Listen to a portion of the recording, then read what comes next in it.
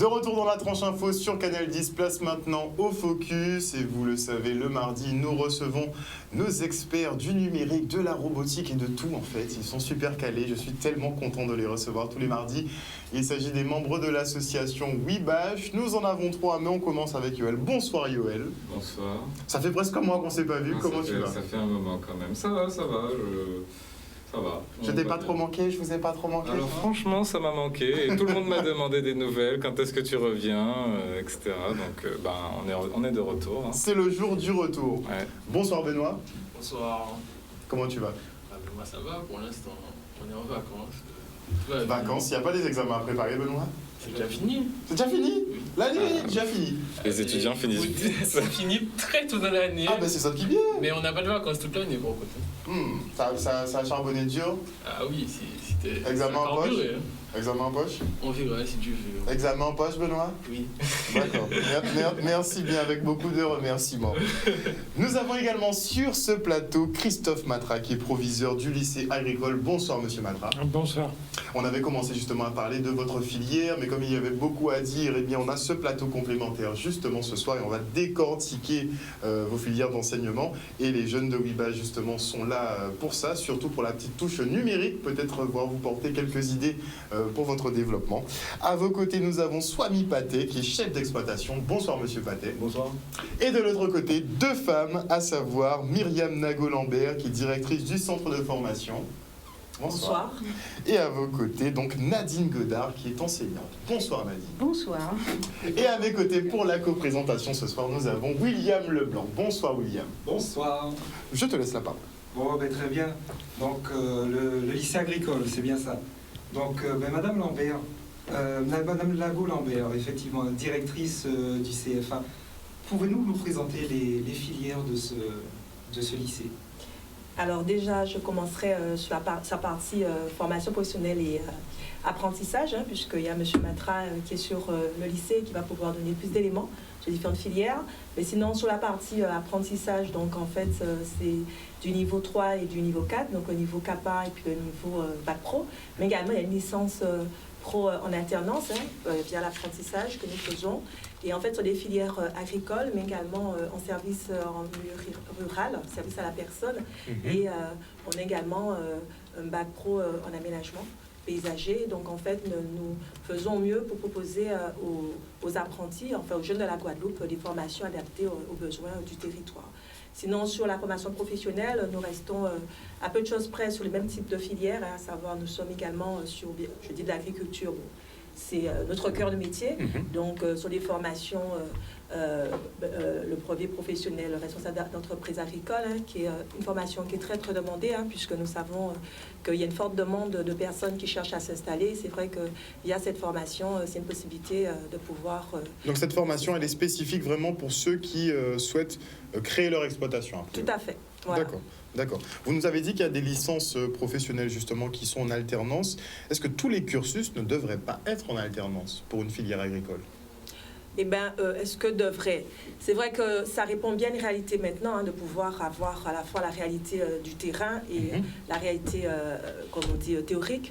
Et c'est vrai que par l'apprentissage, c'est ce que nous tentons de faire, sachant que même si on est sur la formation continue, il y a quand même toujours la partie pratique qui est bien au cœur du métier.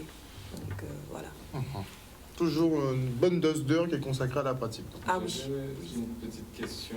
Ils sont en alternance dès la première année, les élèves. Après le bac pro, on est tout de suite en alternance.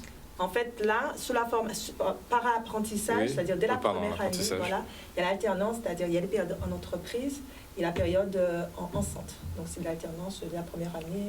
D'accord. Et quand vous dites en continu, c'est un petit peu parce qu'on a l'équivalent en informatique, c'est qu'il n'y a pas de vacances et soit ils sont en cours, soit ils sont en entreprise. Oui, donc c'est une semaine sur deux. Et justement, en parlant d'entreprise, quel type d'entreprise, ou avez-vous des entreprises en partenariat déjà avec ce lycée agricole pour vos prochains élèves, par exemple?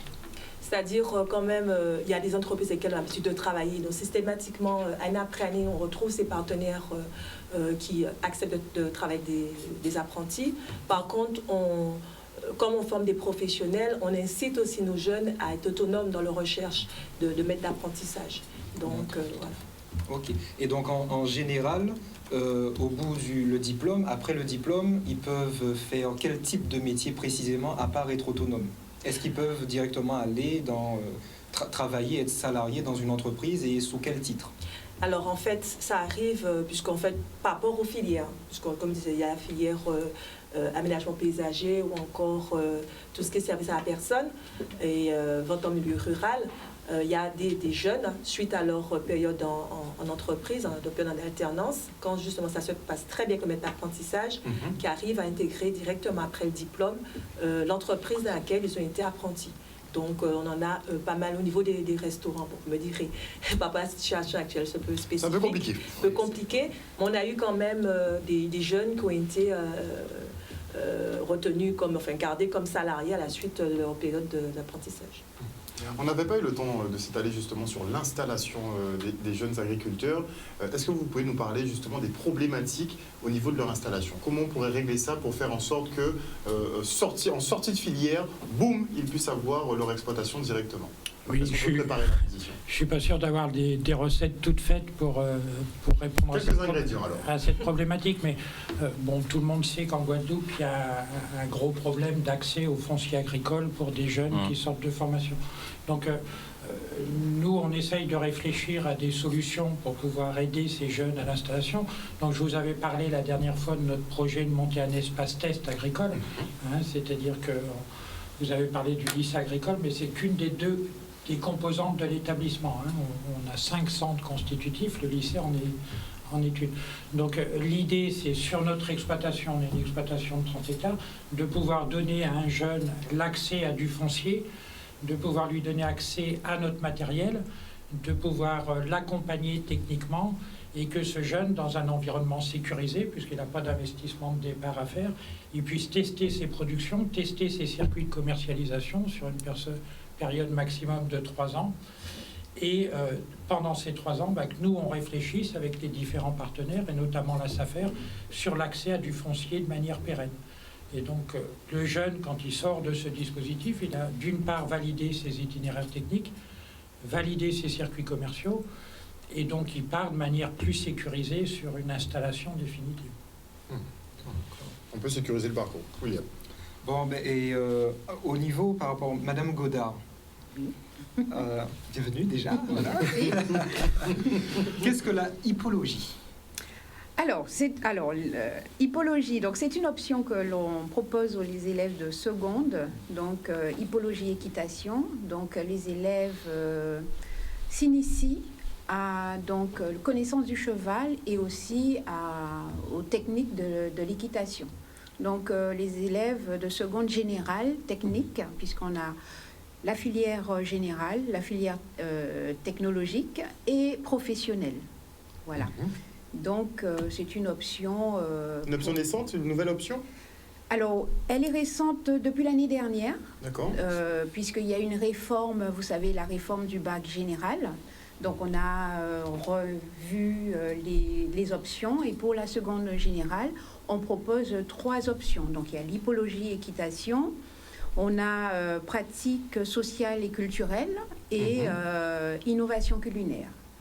Innovation culinaire. Oui. Attends, on va déjà s'arrêter un petit peu sur l'hippologie. Donc l'hippologie, une filière qui a pour déboucher quoi exactement? L'hippodrome? C'est pas une filière, c'est-à-dire c'est une option. C'est une option. Mais c'est pour ceux qui voudront travailler sur l'hippodrome, par exemple? C'est une option pour les élèves qui souhaitent après poursuivre dans un centre équestre ou dans une Mais c'est une seconde générale. Donc la visée, c'est quoi? C'est la filière générale. Donc ensuite en première générale ou le bac technologique. Donc, ils ont le choix entre... D'accord. C'est alors de la découverte. Exactement. Et ensuite, après... Oui, puis c'est aussi des jeunes qui ont la passion du cheval et qui, on leur permet, dans ce parcours scolaire, de poursuivre leur passion, tout simplement. Ils n'en font pas forcément leur métier. Il y en a certains, peut-être, qui s'orienteront dans le monde du cheval, mais pour beaucoup, c'est une façon de pouvoir pratiquer leur passion tout en continuant leur scolarité. Et justement, au niveau de la pratique, par rapport à cette option, est-ce qu'il y a de la pratique avec les chevaux? Si oui, avez-vous sur quel centre équestre vous êtes affilié? Est-ce qu'il y a une piste en fait au lycée agricole? Non, il n'y a pas une piste, on travaille avec un partenaire. C'est bien ça? On travaille avec un centre équestre. Un centre équestre qui se trouve à Bémao, Buckingham, donc les chevaliers de Saint-Georges, c'est ça? J'y ai travaillé l'année dernière dessus, donc cette année je ne suis pas dessus, mais on travaille avec un partenaire, donc les élèves vont directement sur le centre et donc ils pratiquent avec un enseignant. Vous avez donc une option aussi pratique culinaire? Tout à fait. Pourquoi donc? Alors, innovation culinaire. Alors, l'innovation culinaire, donc nous avons un bac technologique avec 3 spécialités, donc notamment l'agro-transformation. Donc, les élèves qui rentrent en seconde, l'innovation culinaire, c'est une initiation à la découverte, à l'innovation de pratiques, enfin d'expérimentation culinaire, donc avec un enseignant en agro-transformation. Donc, c'est de l'initiation, ça leur permet d'avoir une idée de la poursuite d'études. Est-ce qu'ils vont en bac technologique agro-transformation ou ils choisissent une autre option. Ou même une licence en biologie, par exemple, pour l'agroalimentaire, ou un DUT, par exemple. Voilà, ça leur donne, c'est juste c'est de l'initiation. Très bien. Et vous avez peut-être une idée à nous donner comme ça, comme innovation culinaire? Alors, de tête... par exemple, du coco gazéifié. Je sais qu'ils ont fait l'autre gazéifié. Ils ont fait... de tête, je sais qu'ils ont fait des thés gazéifiés. Des thés gazéifiés. Voilà. Très bien. Donc, cette année, je n'étais pas dessus, mais ils ont pratiqué, par exemple, la confiture de tomates. Donc, c'est des petites expériences qui ont bien marché. Et puis, du sorbet à l'avocat. Du sorbet à l'avocat. Tout à fait. Pourquoi? Dernièrement, j'ai eu du ketchup au giromont. Vous avez déjà goûté ça Ketchup giromont, banane. Ketchup de banane, j'ai goûté. Ah oui, ça, c'est excellent. C'est spécial, on n'a pas l'habitude, mais... T'es pas trop pour les innovations culinaires, toi? Si. La prochaine fois, vous l'amenez comme ça. Et le sorbet à l'avocat aussi, on aimerait bien le goûter. C'est très bon. Pourquoi Très bon. On va pas vous croire sur parole tout de suite. Mais bon, vous n'êtes pas obligé, je garderai tout pour moi. Non, mais on va goûter et à partir de là, on confirmera ou on infirmera, tout simplement. D'accord. On va se tourner vers Monsieur Paté quand même, qui est chef d'exploitation. En quoi consiste justement cette matière, entre guillemets? Donc c'est pas forcément une matière, donc moi je suis responsable de l'exploitation du lycée agricole, donc comme M. Matka a dit, on a 30 hectares. Donc sur les toute l'exploitation, vous supervisez les 30 hectares? Voilà, les 30 hectares, plus 3 ouvriers.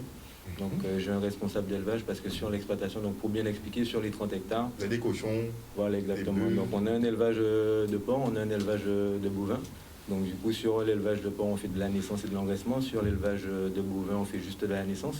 Donc on s'inscrit en fait sur de l'élevage de race traditionnelle, donc créole.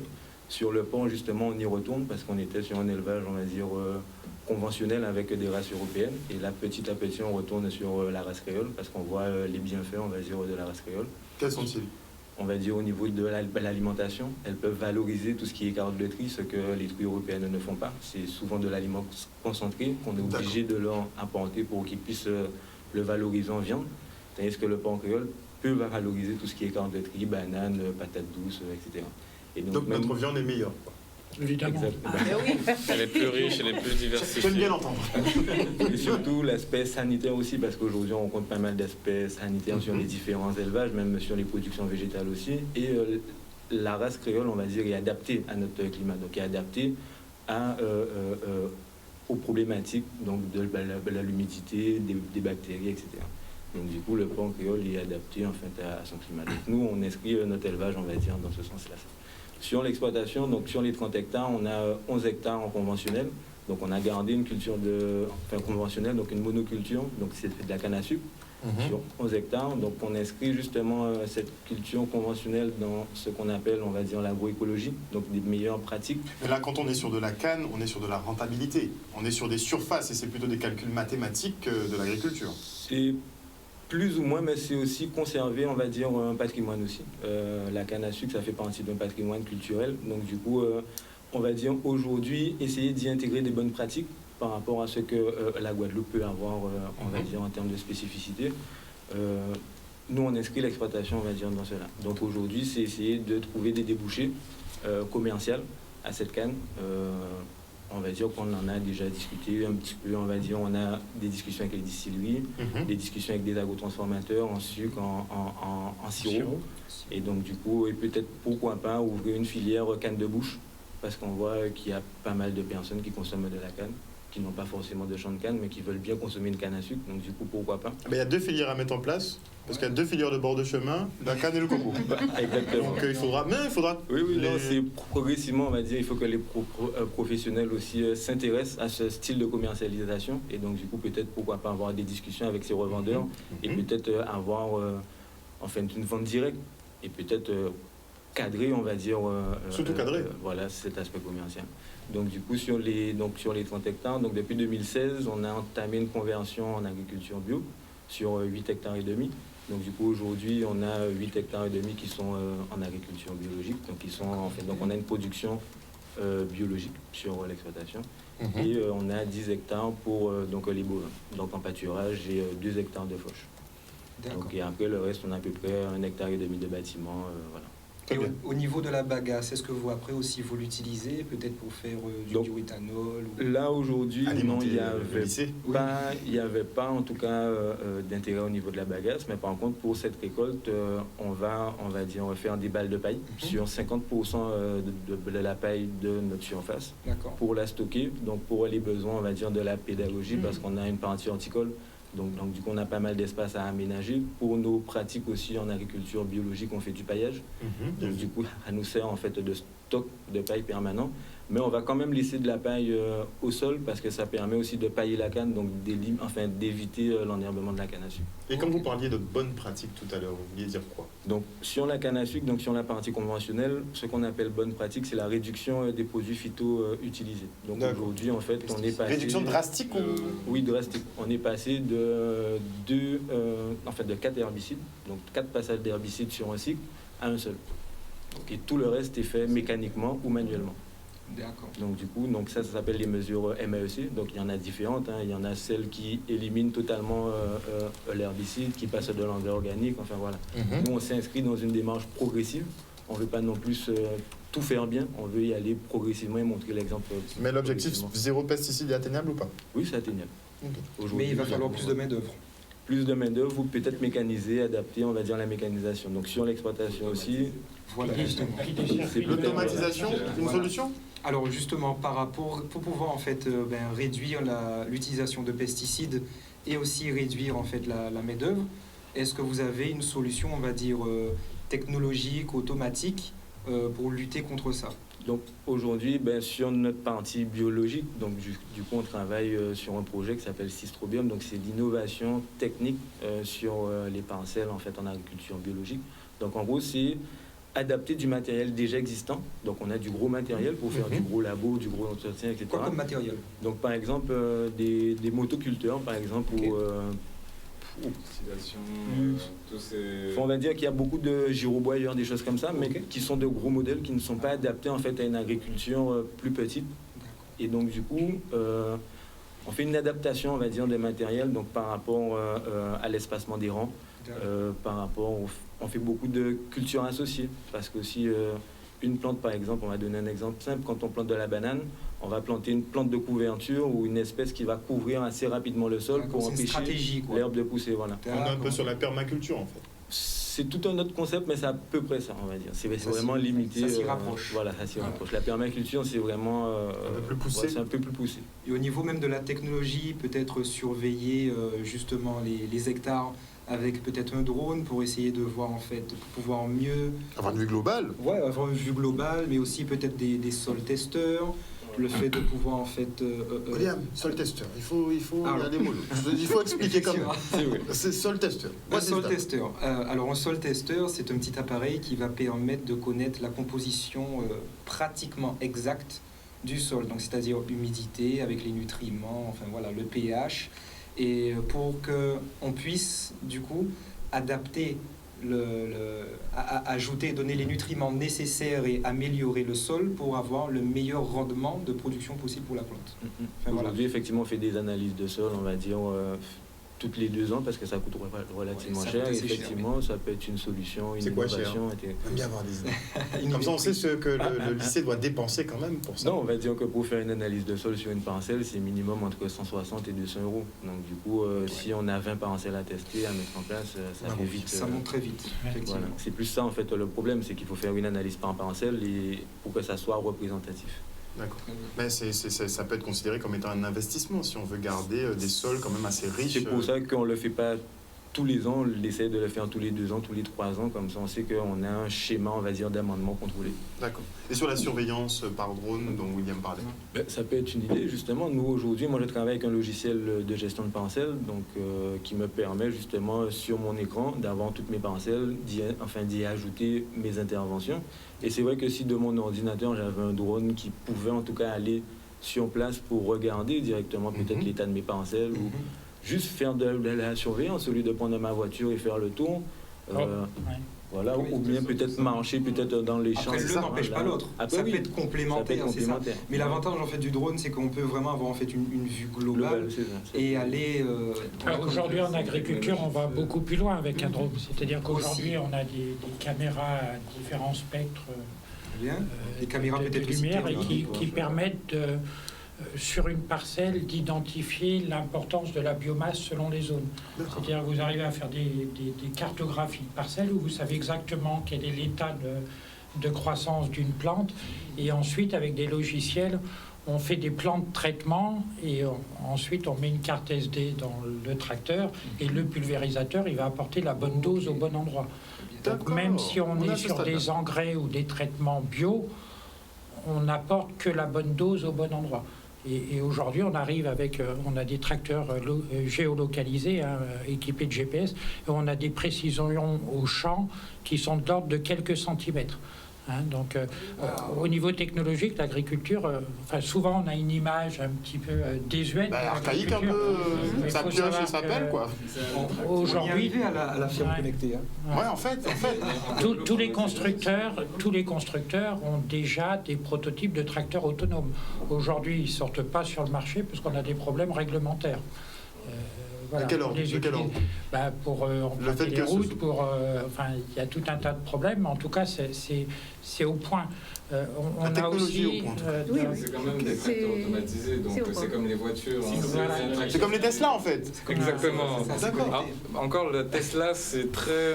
ça va encore, vu que c'est conduit un petit peu, on doit surveiller. Mais les tracteurs automatisés, quand il va raser ta voiture, ou quand il y aura ton éleveur... Ça problématique. Après, ce qui bloque l'automatisme des Tesla, c'est le fait qu'on soit sur route ouverte. Ça pose problème au niveau de la législation française. Mais si on arrive sur un circuit fermé, techniquement, le contrôle est plus simple. Sur son propre terrain, oui. Voilà, c'est ça. Oui. Mais à ce on n'est pas à l'abri d'un ratiboisage avec un bug. Okay. Mais à ce propos, mesdames, par rapport à la formation, justement, est-ce que la formation est aussi adaptée pour, on va dire, le futur d'une agriculture connectée? Est-ce que c'est adapté? Oui, ta minute. Retenez bien la question de William. On s'écoute pour une petite page de publicité et on revient tout de suite après. Nous sommes de retour sur le Focus. Et donc nous nous étions arrêtés sur un peu une ferme connectée. On avait parlé de tracteurs justement autonomes. Et donc justement, vous êtes là, le lycée agricole. Est-ce que dans la formation est inclus en gros une formation pour l'avenir de l'agriculture, une agriculture future. Est-ce que dans la formation, ce genre de pratique est enseigné, influencé et maîtrisé? Oui. Alors, on a il y a une grosse réforme qui a eu lieu, donc à la fois au niveau de la formation professionnelle, mais aussi la formation initiale. Donc le bac général, mais aussi les bacs professionnels. Et donc, dans les réformes, dans certaines filières, on parle déjà, dans les cours, on parle déjà de matériel connecté. Donc, il y a des pluries. La dernière plurie que j'ai faite avec le prof d'agro-équipement, c'était sur le matériel connecté en aménagement paysager. Donc, aujourd'hui, les jeunes savent qui a du matériel et qu'on pilote, c'est-à-dire on n'a même pas besoin de monter sur une tondeuse, on la manipule avec donc une manette à distance. Voilà. Donc ils sont au courant, l'information, mais c'est du matériel qui coûte cher.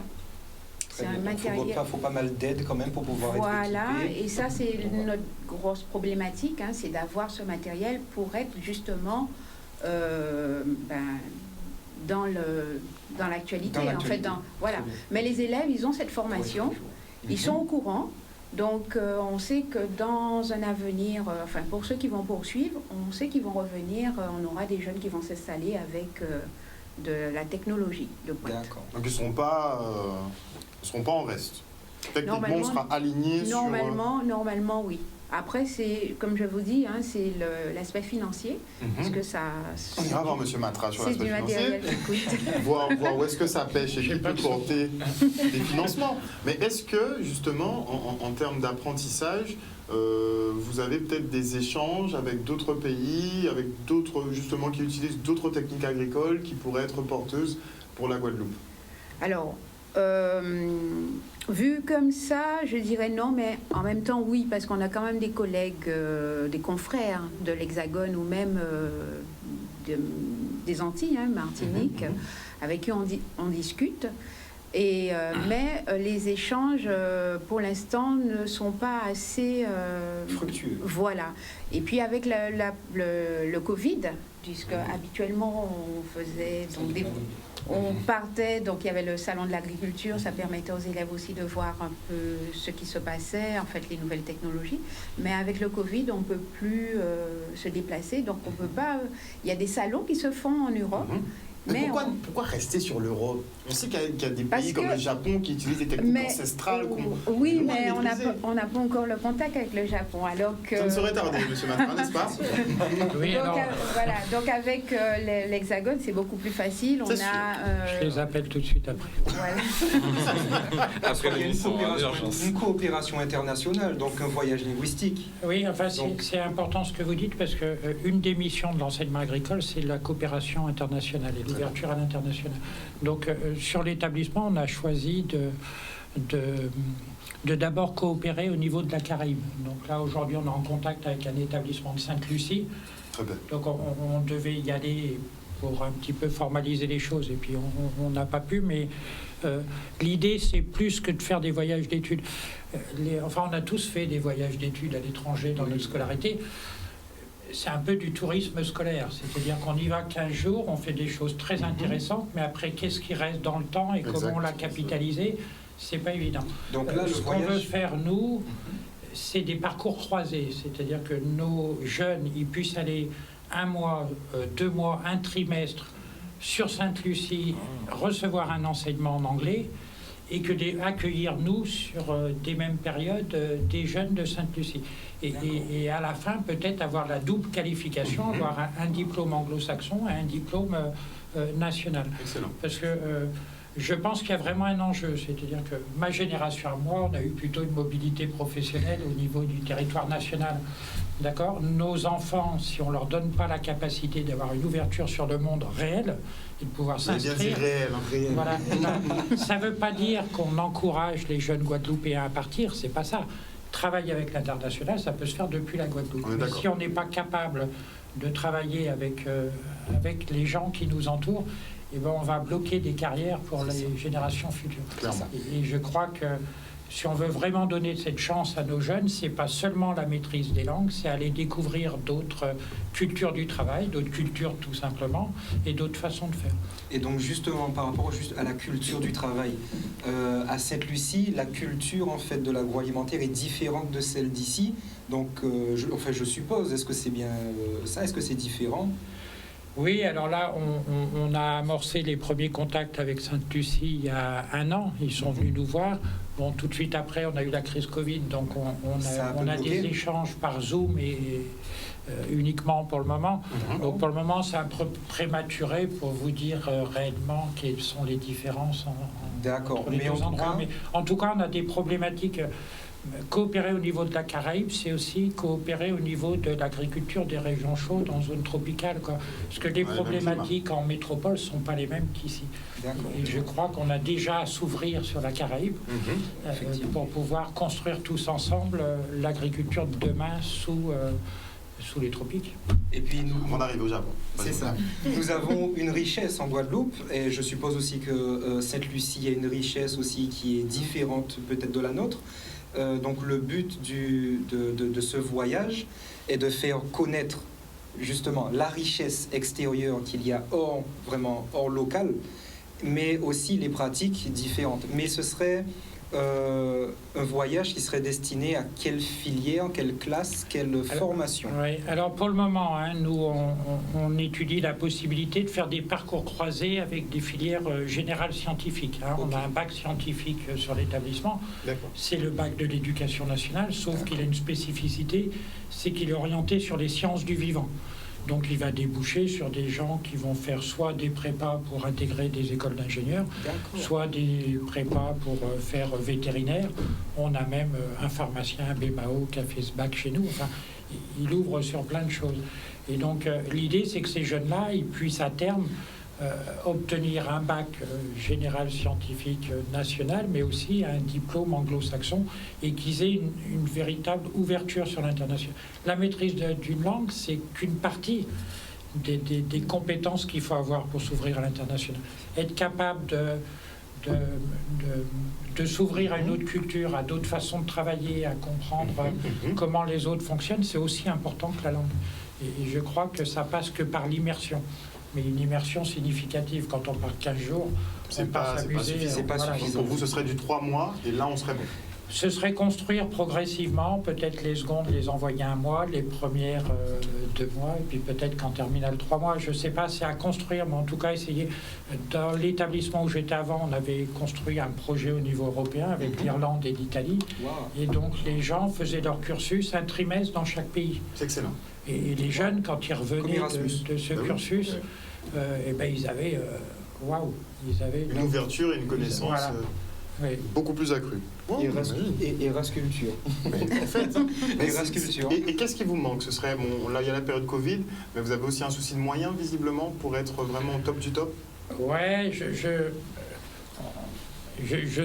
sais pas, je pense. Monsieur Matra, si vous avez 2-3 millions à demander, c'est aujourd'hui. Oui, c'est ça. On est sur un projet de revitalisation du territoire. Il faut. Si vous avez des millions, je prends. Mais moi, je crois surtout que ça tient aux gens, aux personnes. Les projets, c'est souvent une histoire humaine d'abord. C'est-à-dire qu'on rencontre les gens, on accroche, on a envie de faire des choses. Les moyens, forcément, ça peut être limitant à un moment, mais je ne crois pas que ce soit le premier frein. C'est d'abord l'envie de faire et la passion, la motivation. L'envie de faire ensemble, quoi. Et je crois que tous les beaux projets naissent d'abord de belles rencontres. Donc, il faut déjà créer ces rencontres, et puis ensuite, l'argent, c'est un outil, c'est pas une fin en soi. C'est sûr, c'est sûr. Mais avec on sait que vous avez de l'argent à nous donner, donc... Peut-être pas personnellement, puisque mes poches sont crevées, mais la collectivité régionale, comme ils sont en phase d'investissement, et cette année, on va avoir une grosse année d'investissement. Voilà, donc on est... vous parlez de la collectivité régionale, alors je suis arrivé de pas très longtemps en Guadeloupe, et je suis vraiment en phase de découverte. Je connais bien moins que certaines personnes d'ici. Mais en tout cas, aujourd'hui, on essaye de construire avec la collectivité régionale. Et donc là, on a commencé à discuter sur un plan de modernisation de notre exploitation. Et là, pour le moment, on nous dit qu'on sera suivi sur ce plan de modernisation. Donc après, à nous de construire un projet qui donne envie. Et puis je pense qu'on arrivera à le financer. Est-ce que M. Pathé a déjà une vision du lycée agricole, justement 4.0?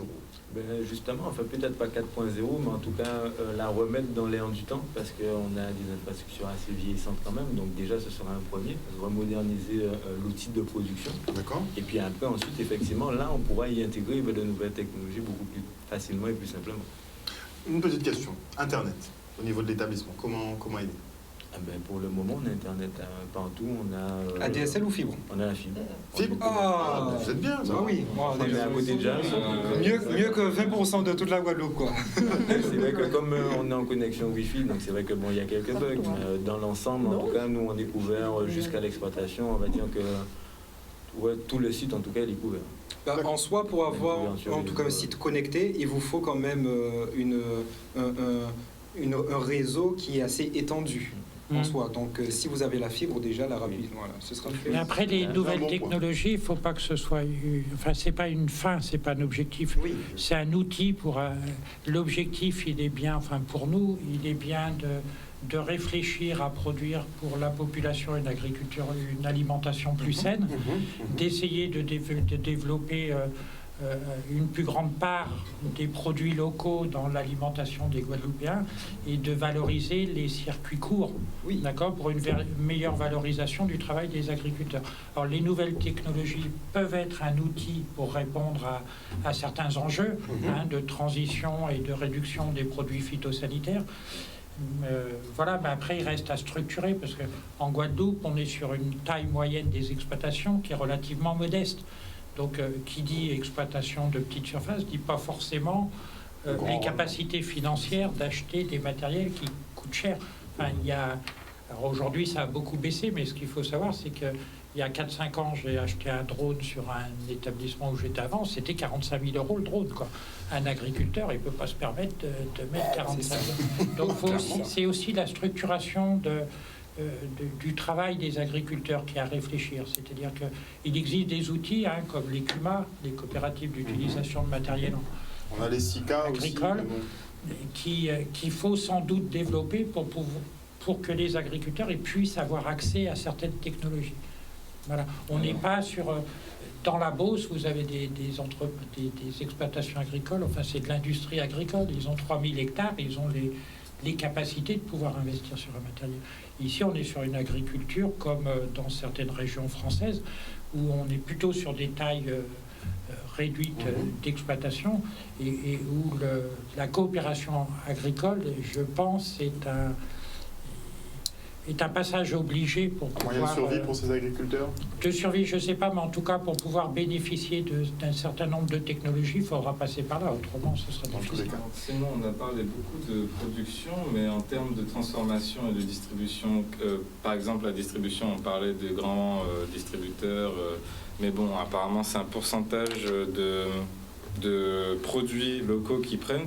Donc, est-ce que vous pensez qu'il y aurait des solutions ou est-ce que vous voyez avec les élèves, en termes de distribution, quelles sont les meilleures manières de pouvoir revendre ces produits, toutes ces marchandises? Oui, je n'ai pas la prétention de connaître les meilleures manières, mais je pense qu'il y a des initiatives qui sont prises en Guadeloupe et qui vont dans le bon sens. Je pense au GDA Bio, qui est un magasin de producteurs à l'immeuble Matisse à Condense. Rapprocher le consommateur du producteur, c'est toujours une bonne chose. Parce parfois, que c'est comme ça que... C'est via les marchés ou d'autres choses comme ça. C'est les marchés qui sont très développés en Guadeloupe, c'est les magasins de producteurs. Mais ça passe aussi par une éducation de la population et un changement de...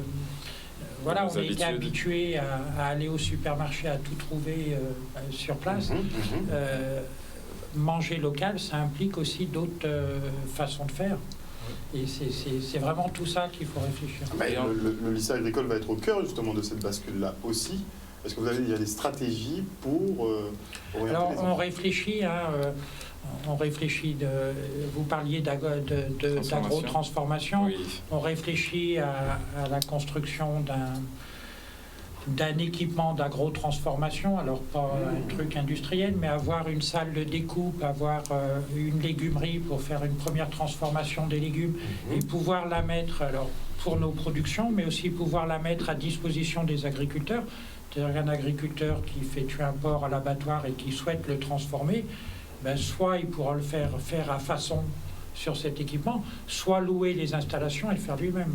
Donc je pense que des équipements comme ça peuvent aussi permettre à des agriculteurs de développer des circuits courts de commercialisation. Moi, je repropose encore l'idée, installer un marché directement dans le lycée. et on aurait l'agrotransformation en live.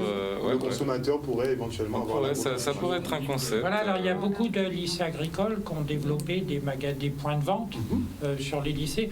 Alors, ce qu'il faut bien comprendre, c'est que l'exploitation du lycée agricole, elle n'a pas vocation à entrer en concurrence avec les producteurs. On est d'accord. Oui. D'accord. S'il y a moyen de faire des pépettes pour le lycée. Elle a vocation, d'une part, à produire, parce qu'on a des salariés quand même qu'il faut payer, à produire des références technico-économiques. Ça ne veut pas dire être les meilleurs, mais en tout cas, donner à voir ce qu'on fait. On a tenté ça, voilà ce que ça donne. Pour que des agriculteurs qui voudraient aller dans la même voie puissent voir ce que ça donne. Ensuite, nous, on peut initier des projets. On peut être à l'initiative, on est là en appui aux filières. C'est-à-dire que demain, si on développait un point de vente sur le lycée, moi, je souhaiterais que ce soit fait en partenariat avec des agriculteurs, parce que le but, il n'est pas de créer une structure commerciale qui puisse concurrencer les agriculteurs locaux, mais bien les appuyer et les accompagner. Ce ne sera pas le cas, parce que dans le cadre du projet de la région de construction d'une maison des agriculteurs sur convenance, il est prévu d'installer un point de vente.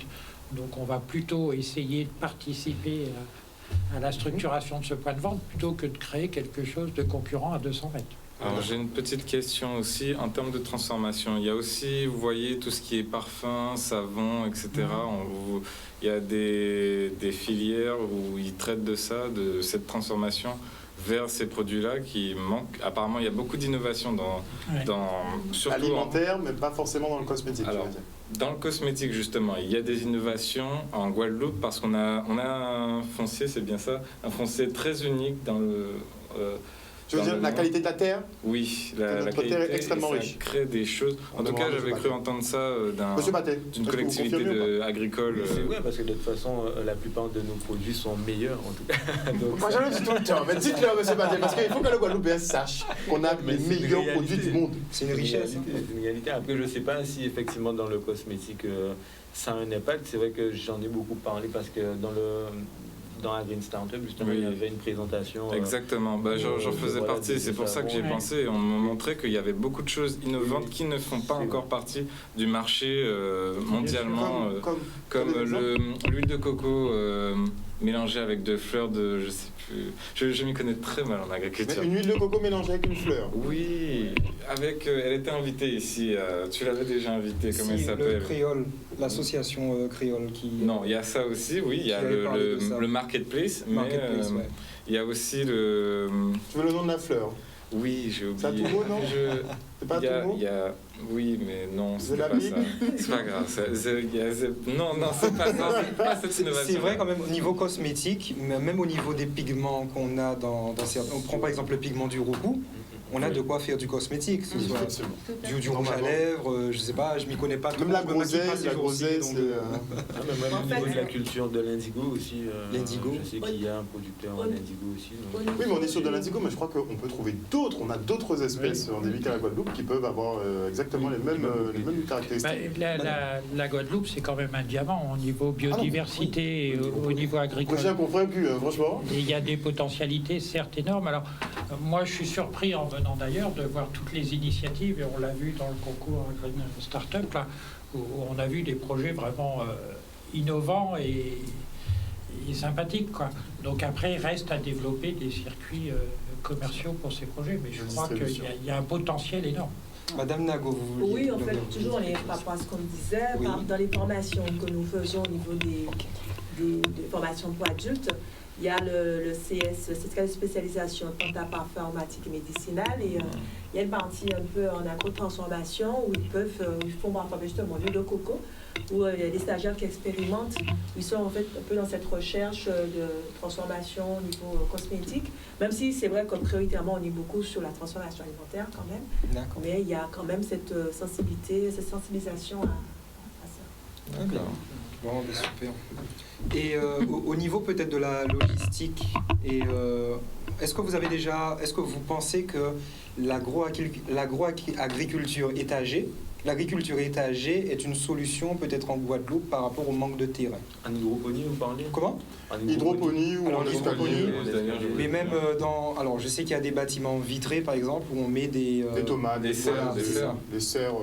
En fait, je me dis qu'en Guadeloupe, on n'est pas encore arrivé à ce stade-là, à devoir produire de manière, on va dire, intensive. On n'est pas en manque de place. Comme Comme on a discuté, effectivement, aujourd'hui, c'est plus une manque de disponibilité des terrains. Et donc, du coup, aujourd'hui, on sait très bien qu'on peut produire toute l'année de la tomate, des concombres, peu importe. Donc, aujourd'hui, on n'est pas en manque. C'est juste qu'on n'a pas de quoi produire. Et une dernière petite question avant de se quitter, puisqu'on sait finalement qu'en Guadeloupe, tout pousse. Pourquoi ne pas essayer de supplanter certains produits d'import comme le raisin, la pomme, sachant qu'on peut les faire pousser ici, que ça pousse très bien d'ailleurs. Pourquoi ce genre d'initiative Pourquoi il n'y a pas ce genre d'initiative justement d'aller sur des... Personne les pommes, les enfants aiment bien les pommes. J'ai déjà vu des gens faire pousser des fraises. Ah non, mais les fraises, ça pousse. Que ça ne faisait pas. Moi, ça fait 30 ans, il y a une de mes voisines au Gosier, ça fait plus de 30 ans, elle fait des raisins. J'ai été au Centre dernièrement, il y a des vraies grappes de raisins, mais énormes, donc on a des vignes. On a des vignes. À Saint-Claude, je sais que certains font pousser des pommes. Donc à partir de là, tout peut pousser en Guadeloupe. On a un sol riche, on a des climats qui varient en fonction des zones géographiques. Donc pourquoi? Est-ce que tu penses que c'est possible? Je pense que c'est possible, mais après, je pense que c'est une histoire de culture. Aujourd'hui, la pomme, la fraise, la poire, etc., ça appartient à une culture. Nous, en Guadeloupe, on a d'autres fruits qui appartiennent à notre culture. Oui, mais je veux te dire, il y a un marché de l'import qui est énorme sur ces fruits-là. Pourquoi ne pas essayer de capter une petite partie et avoir notre raisin de Guadeloupe? C'est que pour moi, aujourd'hui, comme on parlait d'éducation des consommateurs, aujourd'hui, ça passe par là. Ça passe d'abord par déjà montrer aux consommateurs qu'on a des produits endémiques à la Guadeloupe qui puissent en fait être meilleurs que la pomme, etc. Et donc, c'est à nous, en fait, de reconsommer des productions. Je suis tout à fait d'accord avec toi. Mais quand on va produire des pommes, après, on aura la pomme, la Rolls-Royce de la pomme. On aura la Rolls-Royce du raisin, en fait. Et on viendra concurrencer, parce que je le pense sincèrement, que nos productions sont hors classe. J'en discutais avec M. Gobardan, par exemple, sur les melons. Il nous expliquait que la composition de notre sol était unique. Et justement que ça valorisait ces fruits et qu'ils pouvaient se placer et donc être le premier, enfin en termes de qualité, sur le marché du melon. On a une filière qui existe depuis pas mal d'années, la banane. La banane, aussi. Pourquoi la banane est autant appréciée en Europe? On peut produire de la banane partout dans le monde, mais pourquoi elle est autant appréciée? C'est parce qu'elle a une particularité au niveau de son goût. Et ça, c'est par rapport à notre terrain volcanique, etc. Et riche. On a cette même particularité sur d'autres fruits. On l'a, c'est parce qu'on l'a exploité. On l'a pas encore exploité. Voilà. Alors, la banane l'exploite aujourd'hui, mais sur d'autres productions, on pourrait l'exploiter pareil. On n'exploite pas encore la banane pomme, par exemple. Le jour où ils vont manger des bananes pommes en Europe, plus jamais ils n'auront de banane normale. C'est ça. Voilà, vous l'avez dit. Oui, je voulais juste pour rejoindre M. Paté. Il ne faut pas oublier qu'on a aussi des fruits tropicaux qui sont aussi des alicaments. Donc c'est vrai, ah oui, des alicaments, c'est-à-dire que... Attendez, là il faut prendre des notes. Là, non, je vous conseille, prenez des notes. Produire du raisin, pomme, fraise, ok, oui, mais on fait concurrence à des médicaments naturels. Donc consommer la mangue, consommer... Donnez-nous une grande liste d'alicaments. Ah, mon Dieu. On note. Tous les fruits. Papaye, c'est ça. Papaye, produit dans les pays tropicaux de manière générale. Hein, vous avez une quantité de vitamines et de bienfaits pour l'organisme. Et d'ailleurs, le docteur Henri-Joseph le dit très bien, hein, dans chaque territoire, l'être humain doit consommer ce que produit son territoire. Parce que les produits sont faits pour la population qui est en place. Donc, à mon avis, il est préférable que l'on consomme et que l'on mette en valeur les produits locaux, les fruits, puisqu'on a des fruits qui sont en voie de disparition, puisqu'on ne les consomme pas suffisamment. C'est vrai. Donc, c'est vrai. Voilà. C'est vrai. Comme les pommes cannelle, je vois qu'on ne sait pas planter des pommes cannelle, par exemple. Donc faire un champ de pommes cannelle, c'est compliqué. Et pourtant, ça pousse bien. Ouais. Il faut les bonnes conditions. Non, ça pousse très facilement. On m'a dit aussi qu'il y avait une filière mangue en Guadeloupe. Que la filière mangue finalement est morte et que c'est pour ça qu'on trouve énormément de manguiers partout dans ce pays. Alors par le passé, effectivement, il y a eu une grosse production de mangue, mais il y a aussi des organismes de recherche qui ont travaillé sur la mangue. Donc avec plusieurs variétés, des greffages de mangue. Mais après, c'est toute une histoire économique. Il faut après regarder. On sait que les retombées ne sont pas pour la Guadeloupe. On a déjà compris ça. Voilà. Mais les nouvelles générations, je pense qu'elles vont travailler. Oui, je pense que la nouvelle génération a compris et je pense que on peut compter sur eux. Merci beaucoup en tout cas à vous tous d'être venus sur ce plateau ce soir pour nous éclairer sur les filières qui sont disponibles au lycée agricole. On voit que quand même vous vous donnez les moyens pour mettre les élèves à niveau. Bon, il vous manque encore 2-3 petites choses, histoire d'être... 2-3 millions pour être très précis, donc 2-3 millions. On lance un appel effectivement, puisqu'on parle beaucoup d'autonomie alimentaire, on parle beaucoup de diversification, on parle beaucoup de cette filière d'agrotransformation qui doit être mise au point. On parle de ce marché interrégional qui doit voir le jour depuis 20 ans maintenant.